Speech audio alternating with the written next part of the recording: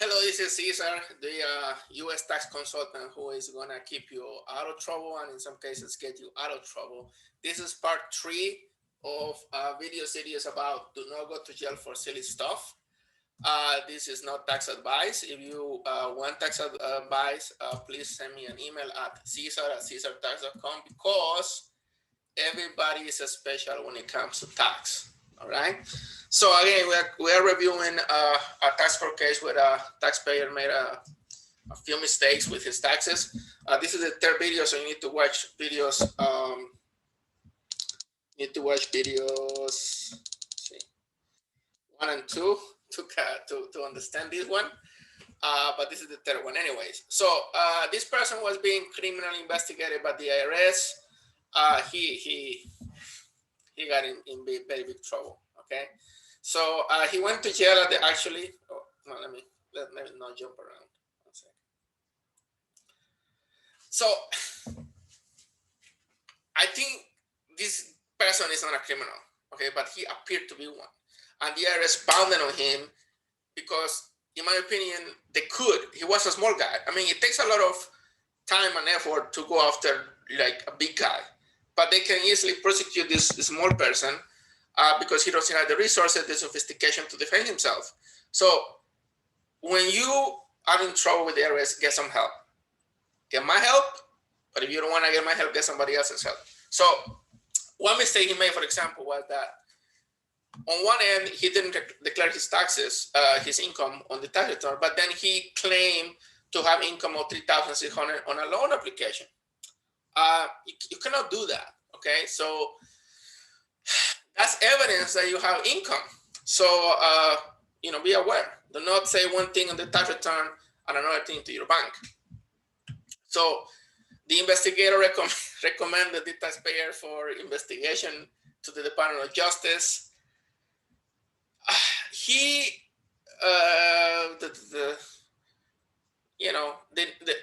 There was a change in prosecutor and he abandoned some of the charges.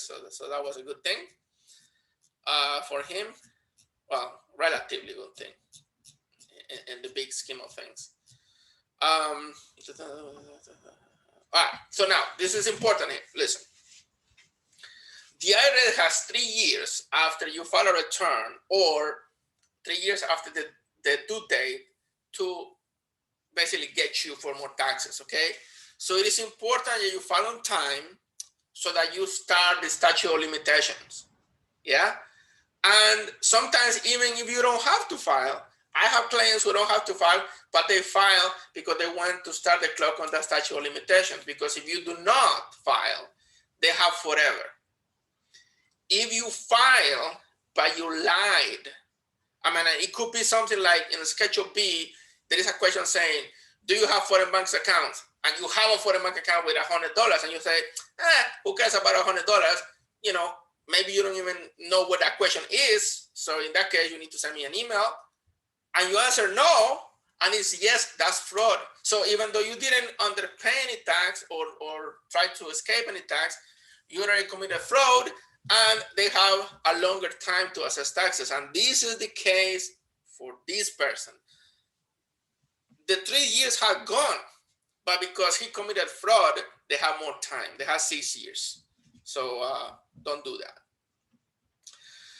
He also considered many things. He spoke to the IRS by himself.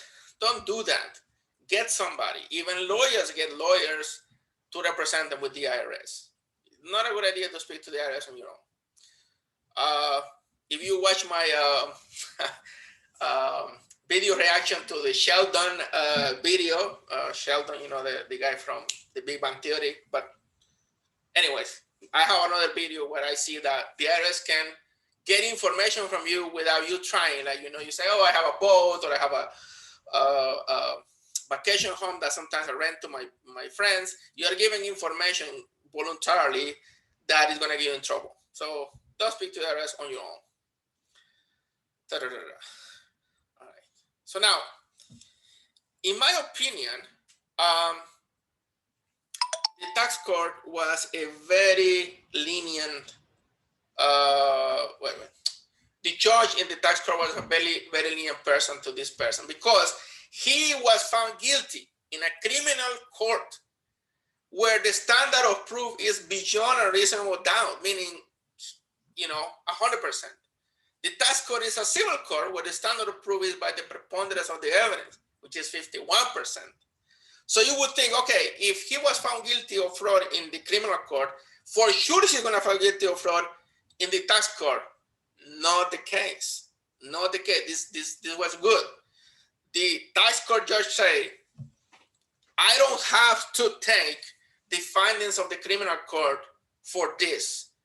Basically, he's saying the criminal court was wrong.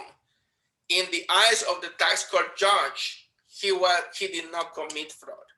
Okay, that was a saving grace for him. Now, it makes me wonder if the tax court didn't find him guilty of fraud, how was possible that the criminal court did?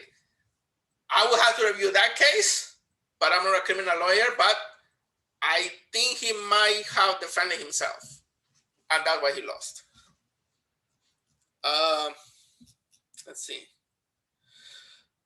So now, even though he was found guilty of fraud, the tax court believed his testimony in the tax court trial. So he lied to the IRS during the investigation, but in the tax court trial, his testimony was credible. That is key, okay? I said to you before, if the tax court believes you even a little bit more than they believe the IRS, you win. So he won on this because the tax judge believed his testimony. So they said that they don't believe that he was fraudster. I'm sorry if I mispronounced that. He didn't believe that he wanted to commit fraud. He wasn't a sophisticated taxpayer, which worked in his favor in this case, but didn't work in his favor to begin with. So if he had gotten some advisors at the beginning, his life would have been much, much easier for the last few years. Let's see here.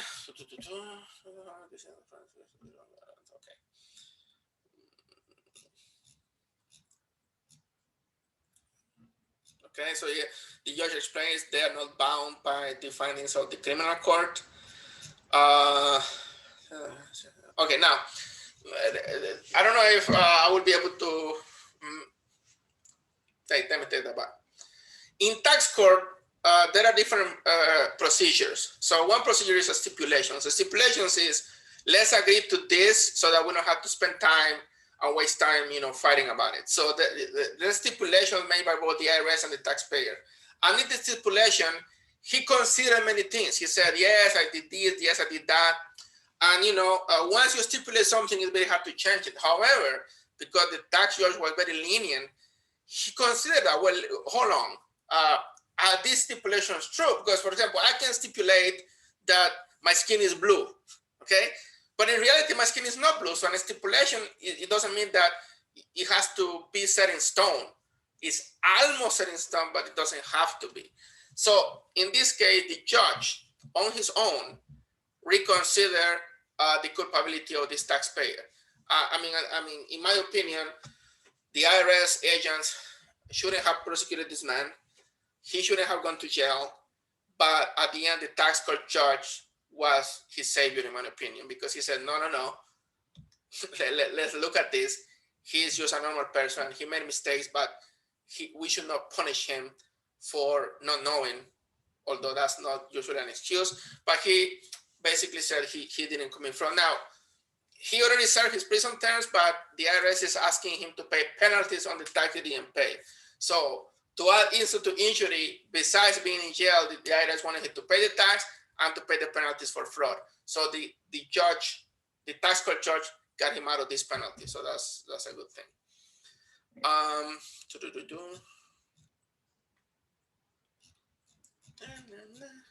Okay, and that's the end of this case. I think I'm done. This is part 3.